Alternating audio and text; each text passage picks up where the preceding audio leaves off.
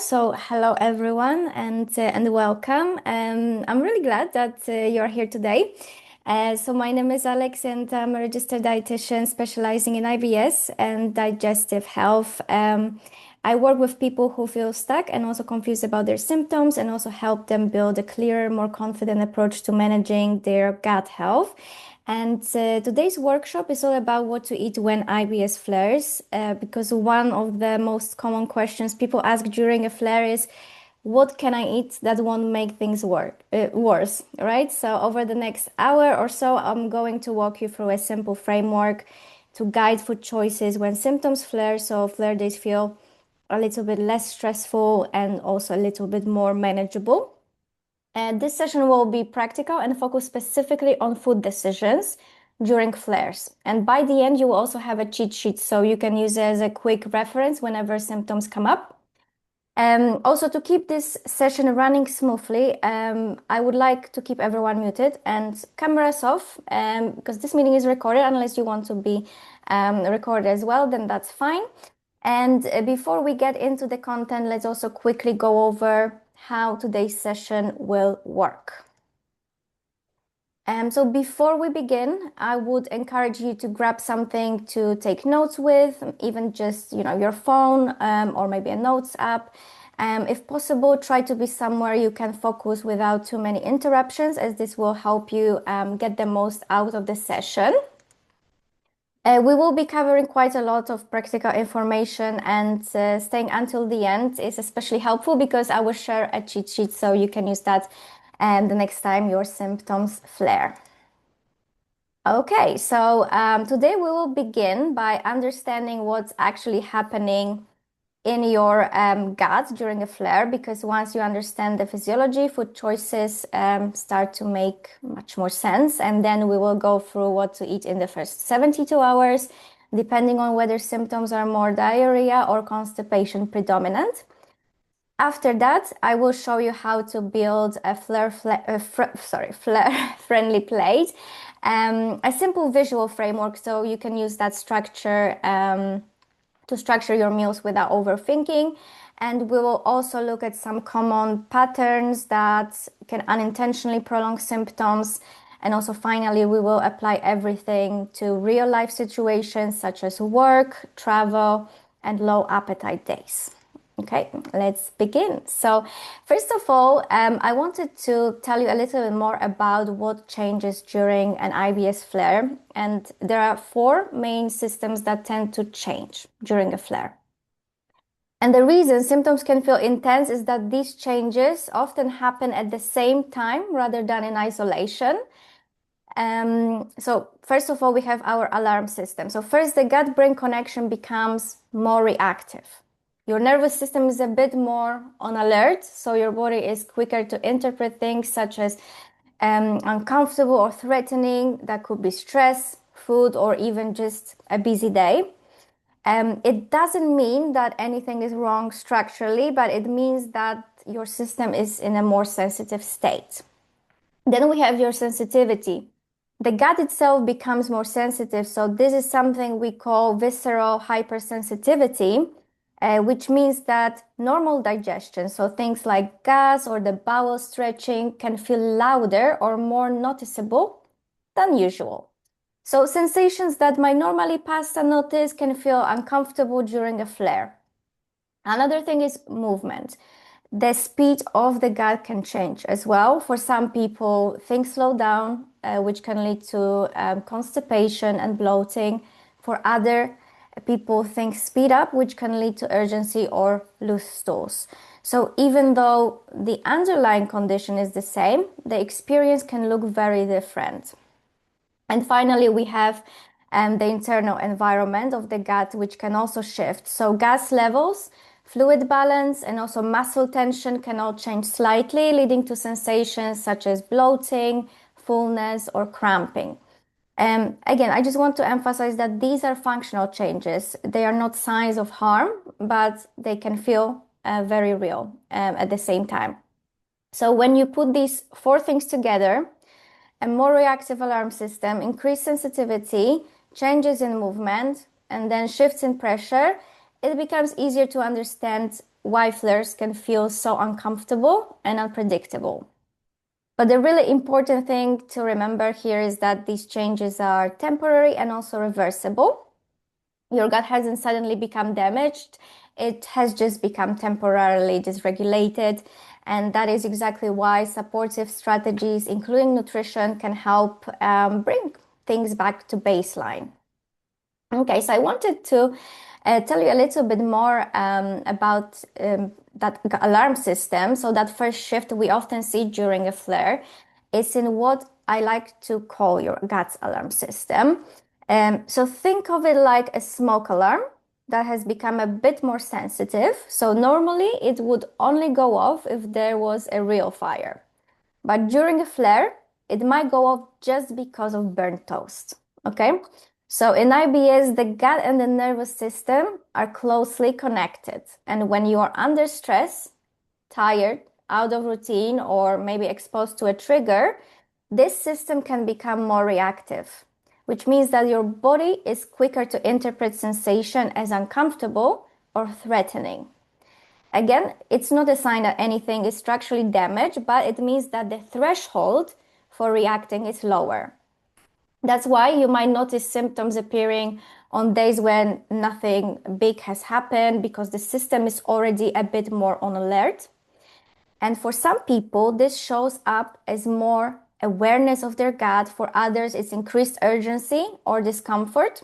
But it all starts with this heightened alarm response. And when that alarm system is turned up, the next thing that tends to change is how strongly you feel sensations, which brings us to gut sensitivity. So once this alarm system is more reactive, the next thing that often changes is sensitivity. So how strongly you feel what's happening inside of your gut. A helpful way to picture this is to think about sunburn. When your skin is sunburned, even a light touch can feel uncomfortable, right? Not because the touch is harmful, but because the nerves are more sensitive. And in IBS, this is called visceral hypersensitivity. It means that the nerves in the gut amplify signals more than usual. So normal processes like gas moving or the bowel stretching can feel much more noticeable. Again, it's not about anything harmful happening inside your gut, but that perception of sensation is heightened. So that's why you might feel pain, pressure, or discomfort, even when medical tests look completely normal. So during a flare, the digestion itself isn't necessarily different. It's the volume of the signals that's turned up. And when the gut is more sensitive, the next thing that often changes is how it moves, which we will look at next. So the third thing that can change during a flare is how quickly your gut moves, or in other words, the speed of digestion. You can think of this a bit like a traffic. Sometimes everything slows down and you feel backed up, and other times things move much faster than usual. So that's why during a flare, you might notice that your bowel habits change. You may feel more constipated, or you may experience urgency or looser stools. So this happens because the muscles in your gut respond to signals from the nervous system. And when that signaling shifts, the pace of movement can change as well. So this is also why IBS can look different from person to person, because the same condition can affect gut speed in different ways. So if you notice changes in how often you go to the toilet or how your stools look, it doesn't mean something new is wrong, but it's a part of how the gut responds during a flare. So in other words, during a flare, the road is the same, but the traffic flow changes.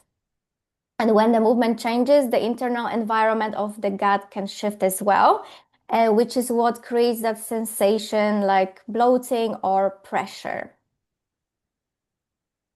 So that's the final change that often happens during a flare, is in the internal environment of your gut.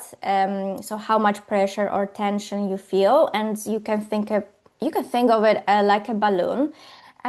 Even a small amount of extra air can make it feel tight, especially when the gut is already sensitive. That's why during a flare, you might notice sensations like bloating, fullness, or cramping. And these sensations can come from small changes in gas levels, things like fluid balance or even muscle tension in the gut. So they're functional changes, meaning they relate to how the gut is behaving, not because something is structurally wrong. So even though the sensation can feel intense, it just means that the environment inside the gut has shifted rather than there is any damage. So that's why also symptoms often overlap. Because pressure, movement, sensitivity, and the alarm systems, they all influence each other. And when you put all of four of these changes together, you can see how they create the experience we can call an IBS flare, right? Okay, so when a flare hits, it's really common to feel a bit unsure around food. And you might notice yourself overthinking meals or worrying about making symptoms worse. But the aim during a flare isn't to micromanage everything you eat, but it is to make things a bit easier for your gut while it settles. So your gut is in a more sensitive and reactive state during this time. So the way you eat can either add a bit more strain or help things calm down. So instead of thinking in terms of strict rules, we focus on three simple priorities that support your gut while still keeping you nourished. And once you understand these, making food decisions during a flare usually feels much more straightforward. So let's start with the first principle. The first principle is to be gentle on your gut. So when your gut is flaring, it helps to choose foods that are easier to digest and less physically demanding. That might mean also opting for simpler meals rather than large mixed dishes, moderate portion sizes instead of very big meals, or even softer textures if you find those feel more comfortable for you. Again, it's not about cutting your dietary intake or live on bland foods, but it is about reducing strain and not restricting yourself. Because remember, your gut is more sensitive and reactive during this time. So making things a little easier can help it settle more quickly. So the second principle is to reduce triggers when your gut is more reactive. So when your digestive system is in a flare, it tends to respond more strongly to certain foods or drinks. So temporarily limiting those can help reduce symptoms intensity, and that might include things like caffeine, alcohol, very spicy foods, or any triggers you already know that tend to aggravate your gut. Again, this isn't about cutting foods out forever, but about lowering stimulation while your gut settles. So once your symptoms improve, these foods can usually be reintroduced in a way that feels manageable to you. So together with choosing gentle options, reducing triggers helps calm the system overall. And the final principle is just as important, and it's one that often surprises people, which is making sure you're still getting enough energy. During a flare, a lot of people naturally start eating less or skipping meals because they are worried that food might make things worse. But eating too little can actually make the gut more sensitive and it disrupts its motility. So regular meals help regulate motility. They support your nervous system and also they give your body the energy it needs to stabilize. By no means you need to force large meals if your appetite is low, but you can focus on gentle nourishment. For example, smaller meals or simple foods that feel manageable. Even something small like a bowl of oats or yogurt with fruit or a soup with rice and a protein source. These can help maintain that rhythm and provide your body with the energy it needs while symptoms settle. And so the goal during a flare isn't to eat perfectly, but to keep your body gently fueled with regular and also balanced meals. And when you do combine these three principles, so being gentle on the gut, reducing triggers, and also staying fueled, you create optimal condition for your gut to settle. Okay. Let's move on to what to actually eat in the first 72 hours. We will start with IBS diarrhea predominant flare-up. And so when diarrhea symptoms flare, the first few days can feel quite unpredictable, especially when it comes to food. And this section is about how you can approach eating during the first 24 to 72 hours to help stabilize things, reduce the urgency, and also still keep your body nourished. Okay, so let's try to understand what's going on in your gut during a diarrhea predominant flare. Your gut is essentially moving more quickly than usual, and there's more fluid in the stool, and the system is more reactive to stimulation. So the aim with food is to create conditions that help slow things down and reduce irritation. So your priorities in the first 72 hours is to slow down your gut movement, reduce stimulation, and also make sure that you are still eating enough to support your body. Let's start with eating patterns. So one of the most helpful adjustments during a diarrhea flare is looking at how much you eat at one time. So when food enters your stomach, it naturally triggers something called the gastrocolic reflex, which is a normal response where the bowel becomes more active after eating. And in IBS-D, this reflex tends to be more sensitive. So larger meals can stimulate the bowel quite strongly and increase the urgency. So instead of 2 or 3 big meals, it can actually help to spread your intake across the day. For example, 3 moderate meals and 1 or 2 snacks if you need them. And again, it's not about eating less overall, but it's just more about distributing your intake so your gut isn't being overstimulated in one go.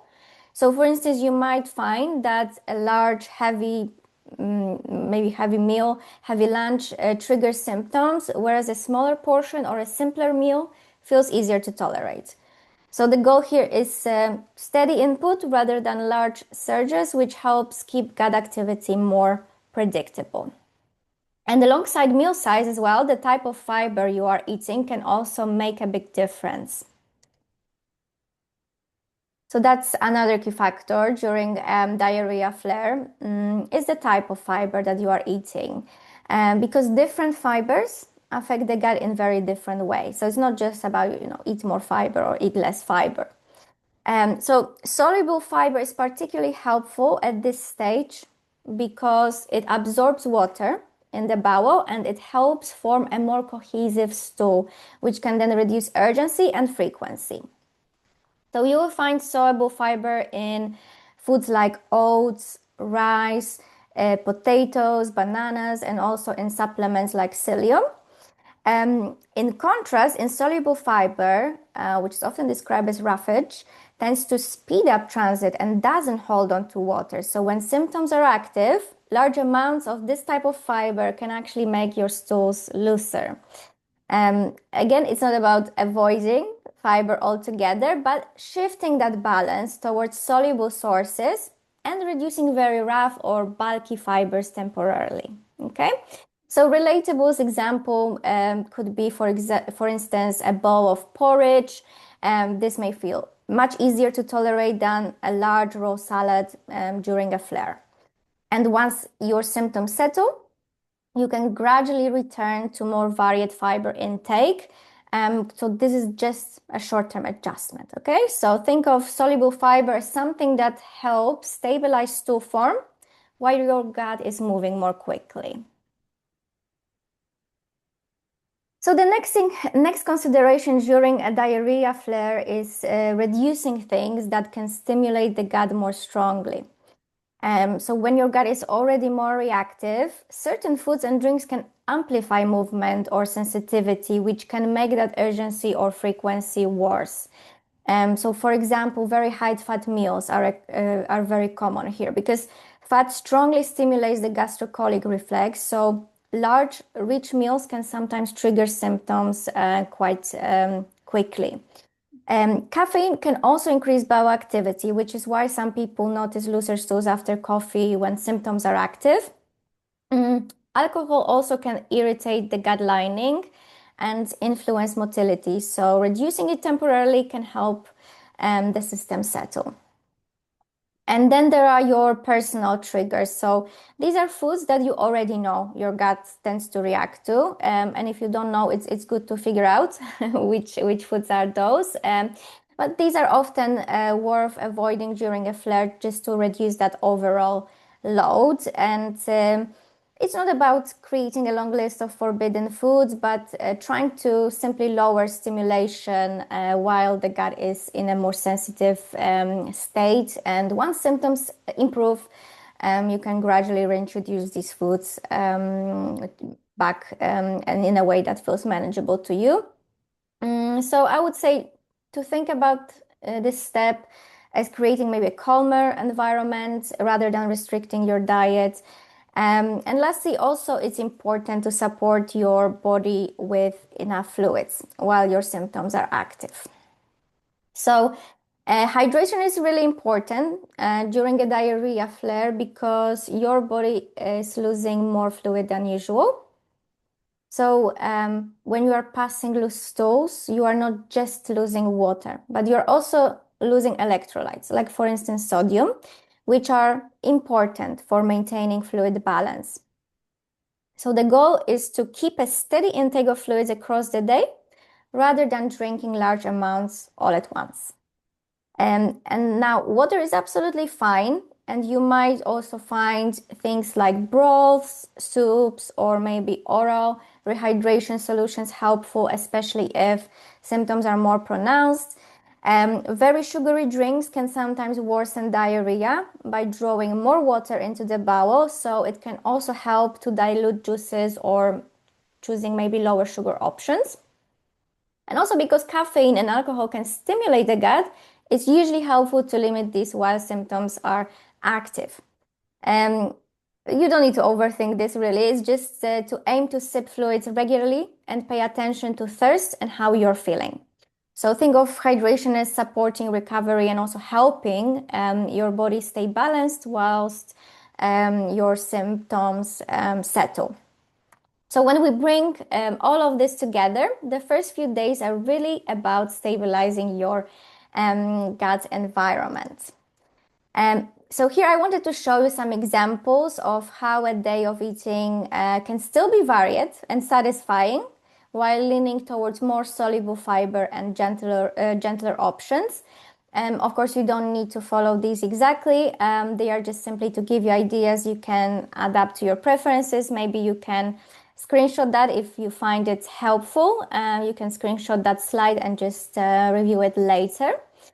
I will just give you a second to take a screenshot in case you want to read it a bit later because there's quite a lot of information and I think we just won't have time to go through it all at the moment. Okay, moving on. We are moving on to now IBS-C, constipation predominant flare-up. And I would like to tell you a little bit more about what to focus on in the first 72 hours. When constipation symptoms flare, it can feel uncomfortable, it can feel heavy, and sometimes just a bit frustrating, especially if your usual strategies don't seem to work straight away. In the first few days, the aim isn't to force your gut to move quickly, but to gently support it so things can start to move more comfortably. So this section will walk you through how to approach eating during the first 72 hours, focusing on supporting motility, keeping stools softer, and also helping your gut find a more regular rhythm. Okay. Now, in a constipation predominant flare, the main change is that your gut is moving more slowly than usual. As stool sits in the bowel for longer, more water is reabsorbed, which can make it harder to pass. So it's reabsorbed back to your system, right? So you might also notice that the urge to go isn't as strong or as regular, which can make everything feel a bit stuck or maybe sluggish.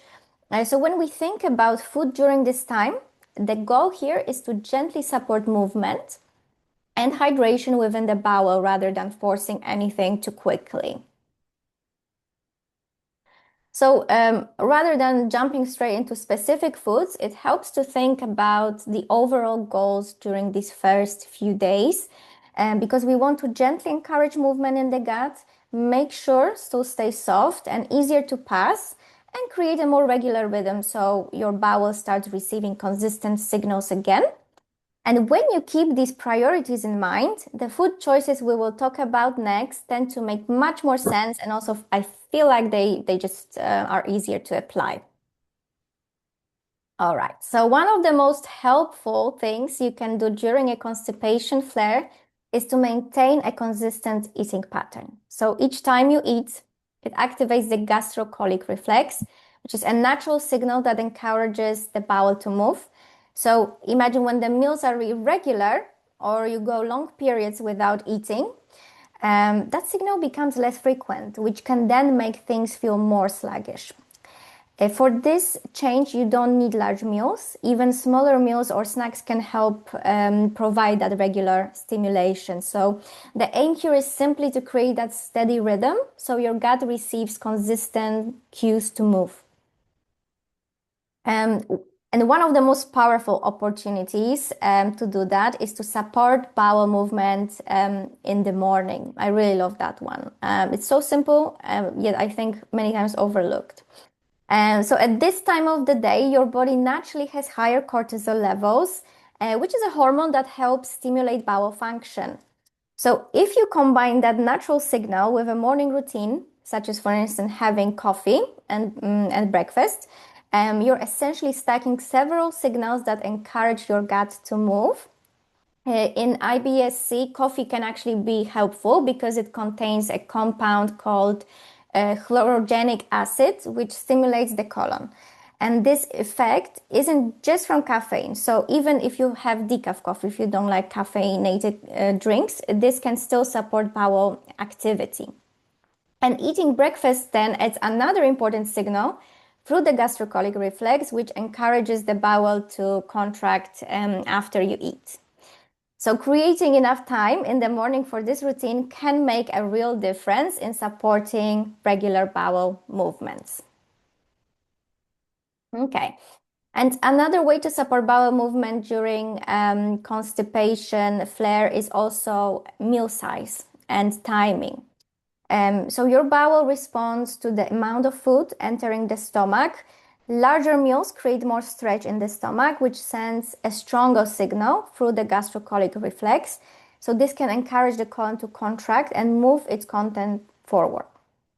For some people, this means that eating fewer, more substantial meals rather than grazing throughout the day can help stimulate bowel activity more effectively. But here again, I would manage it based on your symptoms and other symptoms such as, pain, bloating, etc. Just making sure that it feels manageable for you. Fat in a meal can also contribute to this signal. So including moderate amounts of fat, maybe some olive oil or nuts or avocado, can support movement as well. Again, this is very individual. If larger meal cause discomfort or pain, it is completely fine to stick with smaller meals that feel more comfortable. The key idea is to find the level of stimulation that supports your gut without causing symptoms, right? We don't want to cause more symptoms. We want to get rid of them. And there are also certain foods that can be particularly helpful when you are dealing with constipation. Kiwi fruit is one of the most well studied because research shows that around 2 kiwis per day can help improve bowel frequency and stool form in people with constipation and also IBS-C. Another thing is prunes, prune juice, and other fruits that contain natural sugars such as sorbitol can also help because they draw water into the bowel, which softens stools and then encourages movement. Another great option could be ground flax seeds because it absorbs water, it adds bulk, and also can help stool pass more easily. So typically around 1 to 2 tablespoons per day, mix into something like oatmeal, yogurt, or smoothies. Now, in terms of fiber, it's often one of the first things people think about when dealing with constipation. But again, as with diarrhea-predominant IBS, the type of fiber matters as much, okay? As much as amount. So, soluble fiber is particularly helpful in constipation, predominant IBS as well, because it dissolves in water and it forms a gel-like consistency, which then helps the stool retain moisture as it slowly moves through the bowel, making it softer and easier to pass. So, even though soluble fiber slightly slows the transit, it has a regulating effect. So, it helps stool become more formed without becoming hard or dry. So if most of your fiber intake comes from very rough or insoluble sources like maybe large raw salads or lots of whole grains, there may not be enough soluble fiber to retain that moisture in the stool. Okay, so insoluble fiber is of course very important because it moves things, but shifting the balance towards more soluble fiber can help improve that stool consistency and reduce that feeling of incomplete evacuation. So the goal here is not to just eat more fiber, but creating the right mix of fiber to support comfortable bowel movements. And here you have some examples of foods that are naturally rich in soluble fiber. Again, you don't need to memorize this list. If you find it helpful, take a screenshot. It's simply here to give you a sense of the types of foods that can help keep stool softer and easier to pass. You will notice that many of these foods are things like oats, certain fruits, and also softer vegetables. So these are foods that tend to hold on to water as they move through the gut. You don't need to include all of them, and you certainly don't need to add loads and loads at once. It's usually more helpful to pick a few that you already enjoy and include them regularly rather than trying to, overhaul your diet overnight. And by increasing the proportion of soluble fiber in your meals, you are then helping stools retain that moisture during slower transit, which can make your bowel movements more comfortable. And as always with IBS, tolerance varies here. So this list is more about giving you options you can experiment with and then adapt to what works for your body. Okay, so you may often hear as well advice to simply drink more water for constipation, but research shows that increasing fluids alone doesn't consistently improve symptoms unless you are dehydrated. So um, your fluid intake, of course, it matters, especially when you're increasing fiber, because fiber works best when there's enough moisture available in the stool. But rather than forcing yourself to drink excessive amounts, the goal is simply to stay normally hydrated and just focus more on fiber balance and bowel stimulation strategies. So it's just helping to facilitate that bowel movement alongside fiber. Okay, so this table here summarizes how the approach differs depending on whether the gut is moving too quickly or too slowly. I do realize some people have mixed IBS, so it may alter between diarrhea and constipation. Again, this is a slide that you can take a screenshot of if you would like to just have a little quick notes to look at. So. With IBS-D, we are focusing on calming and stabilizing, whereas with IBS-C, we are aiming to gently stimulate movement and improve stool hydration. So the key message is that the same advice doesn't work for every flare. The strategy needs to match what your gut is doing in that particular moment. So if you have IBSM, research doesn't show a completely separate dietary protocol. Instead, the management is usually guided by your predominant symptom at the time. So you might lean towards diarrhea strategies during looser phases and then constipation strategies during slower phases. And so this symptom-led approach is what most clinical guidance recommends because mixed IBS tends to fluctuate rather than follow a single pattern. Okay, so this slide shows how you can build a balanced, flare-friendly plate depending on what your gut is doing at the time. So rather than thinking about long list of foods, this approach focuses on proportions because how you structure your meal can be just as important as what you choose. So on the left is an example of a plate for when symptoms are diarrhea predominant, where the gut is moving more quickly and tends to be more sensitive. So here about half of the plate is made up of gentle carbohydrates. These tend to be the easiest foods to tolerate and help provide steady energy whilst your gut settles. The protein portion is around a quarter of the plate. Think about maybe like a standard dinner plate as well, because here we don't have the size of a plate. So let's just think about standard dinner plate. Because that helps with satiety and stabilizes blood sugar without putting too much strain on your digestions. And then we have a smaller portion of cooked, lower irritation vegetables. So cooking and choosing gentler options here can make them easier to tolerate when symptoms are active. And lastly, we have a small amount of healthy fat, just enough to support satisfaction and nutrition, but not so much that, it overstimulates the gut. So overall, the IBS-D plate is about keeping things simple, gentle, and predictable to help stabilize your gut. And on the right is how the plate might look like when symptoms are constipation predominant, where the goal is to gently encourage movement. So in this case, carbohydrates are still important, but we are leaning towards more fiber-rich options to help add bulk and support stool consistency. So we also include a generous portion of fruits and vegetables, which contribute fiber and fluid to the stool and basically helping it stay softer and easier to pass. And the protein portion here remains similar, so about a quarter of the plate to provide that balance and satiety. And you will also notice that we include a moderate amount of healthy fat here because fat can help stimulate the gastrocolic reflex and support bowel movements.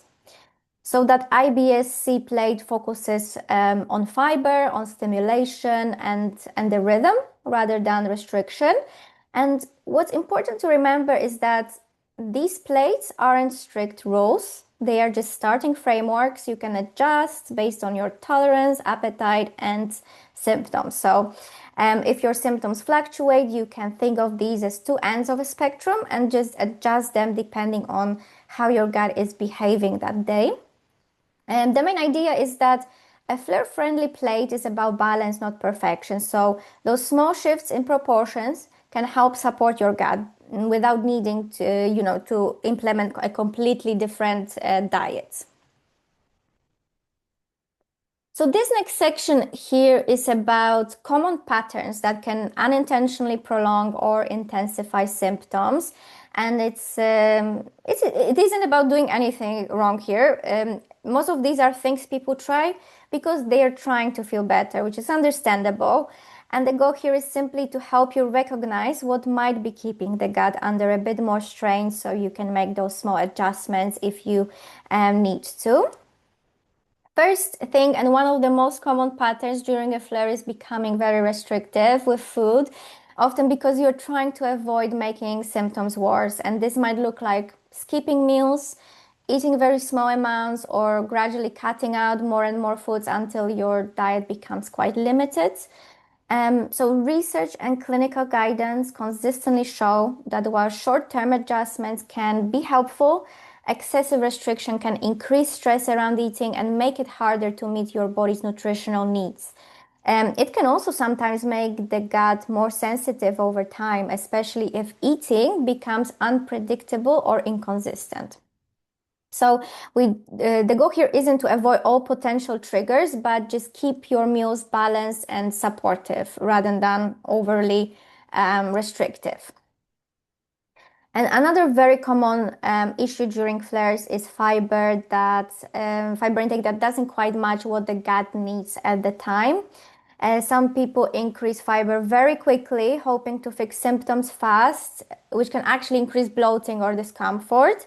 Other people may rely on rough or insoluble fibers, such as big raw salads or bran, which may not improve stool consistency, especially if symptoms are diarrhea predominant. And on the other end of the spectrum, Some people avoid fiber altogether, which can make constipation harder to manage. So research consistently shows that the type of fiber, particularly soluble fiber, plays a key role in symptom improvement, which is why balance tends to work better than extremes. Another pattern that can unintentionally worsen flares is irregular eating. And this might look like skipping meals because you're worried about symptoms, going long stretches without food, or even grazing throughout the day without structured meals.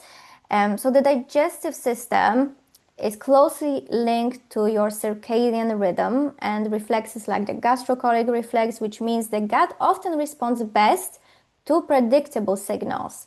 And regular meals can help stabilize gut motility and reduce the likelihood of symptoms being triggered by large swings in hunger or meal size. So even during a flare, maintaining some structure around eating can be supportive rather than harmful.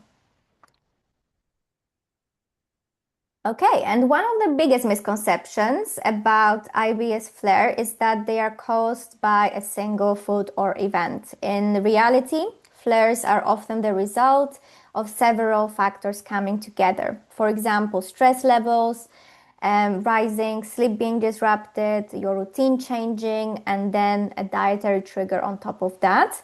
And research consistently shows that IBS symptoms are influenced by the interaction between the gut and the nervous system, which means that emotional, behavioral, and also psychological, physiological factors all play a role. So understanding this can help take some of the pressure off, trying to identify the one perfect cause, and instead just focus on supporting your gut more broadly. And when symptoms are uncomfortable, it's also completely natural to want to fix them as quickly as possible. But one pattern that can sometimes keep the gut feeling unsettled is constantly changing what you're doing. So trying a new approach every few days, cutting different foods, or closely monitoring every sensation. So the gut-brain connection means that frequent changes and heightened focus on symptoms can actually increase sensitivity and make it harder to see what's truly helping. So research and clinical experience show that consistency and gentle adjustments tend to support the gut more effectively than repeatedly switching strategies. This is all about giving yourself permission to stick with a supportive plan long enough for your body to respond. Okay, so now moving on to life situation. At work, the flare risk isn't just the food, right? It's unpredictability. When your meetings stack up, people delay eating, then they become very hungry and end up eating a larger, faster meal, which can then overstimulate the gut, especially in IBS-D. So very practical strategy is to treat meals like meetings. Block them out. Have a backup option at work, something simple you have tolerated before. Could be rice plus chicken plus some gentle veg, or maybe egg sandwich, or oats and yogurt, maybe banana and nut butter. Avoiding combining caffeine plus large meal plus high fat in one sitting. And if you skip breakfast, you lose the strongest motility window of the day with regards to your IBS-C. So protect that morning rhythm. And importantly, don't trial new gut health snacks during a flare at work. Okay? And now, travel flares are rarely about one meal. They're usually about poor sleep, dehydration, stress, and also different foods, plus maybe alcohol. So instead of controlling everything, control one anchor. I would say breakfast is ideal for diarrhea-predominant IBS, choose something predictable. This could be, for instance, eggs plus toast, maybe oats plus fruit, or yogurt plus granola if you can tolerate that. I would suggest to avoid stacking alcohol plus fried food plus late eating plus poor sleep. With regards to IBS-C, travel constipation is extremely common. So I would recommend walking after meals, maybe including kiwi or fruit if tolerated. And also avoid grazing all day because consolidated meals stimulate the gastrocolic reflex better. And at restaurants, you can build your plate visual. So you can have your carb base, protein, moderate veg. You don't need a special IBS menu, but you need that proportion awareness. Okay, so another thing I see quite often is that low appetite happens during flares, especially when you feel bloated or uncomfortable. So the key mistake here is either not eating at all or forcing yourself to eat a full meal that you are not ready for. So for IBS-D, you can think of maybe soft, low-fat, moderate portions of things like rice, toast, banana, yogurt, again, oats, or for IBS-C, it could be small fiber inputs such as oats plus chia or kiwi or warm soup with lentils or maybe stewed fruit. And if nausea is present, warm foods are often better tolerated than cold foods. So smaller portions as well will reduce that gastric stretch, and eating slowly reduces symptom amplification. So again, it's all about not looking at your plate as always like full, but looking at that rhythm throughout the day.